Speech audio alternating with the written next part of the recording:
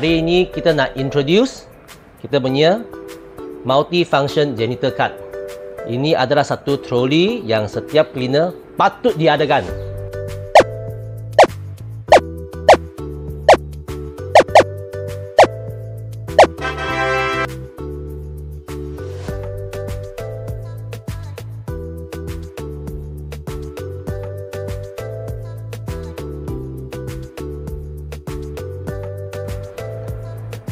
Dekat baudi merah dan baudi biru ni, tuan-tuan dan puan-puan boleh isi sabun ataupun air bersih. Yang sebelah sini kita bra mengeringkan itu mop. So ini air bersih, ini adalah jadi air kotor. Dekat area sini, inilah adalah tong sampah. Sebenarnya ini satu bag lah, bukan tong sampah. Tapi kalau ada sampah-sampah yang kita sudah sapu, kita letak dalam beg kuning yang ini. So kira dari mop, dari sapu, sampah, ataupun nak lap cermin dengan kain, semua ada dalam satu troli yang komplit. Cara nak pasang multi-function janitor cart ini amat senang. Tuan-tuan dan puan-puan hanya pakai satu screw gun. Kalau tak ada screw gun, jangan risau. Screwdriver pun boleh. Dalam setiap multi-function janitor cart ini, dia ada satu pelan pemasangan. So, tuan-tuan dan puan-puan, you boleh ikut cara dia ajar macam mana nak pasang lah. Tapi hari ini, David akan tunjuk cara pemasangan dia. Step pertama, keluarkan semua part-part dalam sini, okey.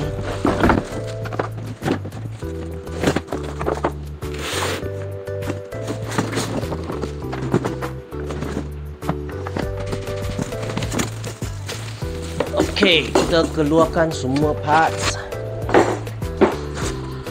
Jangan lupa dia punya itu screw okey.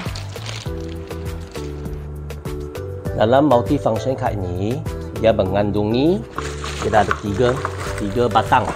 Ini kira dia punya kaki lah, 3.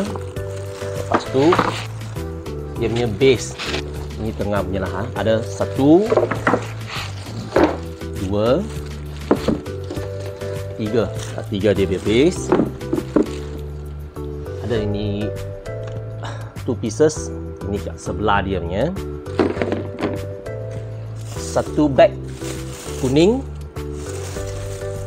satu besi yang kita akan screw dekat tengah. Ada baudi biru, merah dan satu ringer. Okey, yang penting adalah satu paket dia punya screw. Sekarang David start nak pasang ini multi-function cart.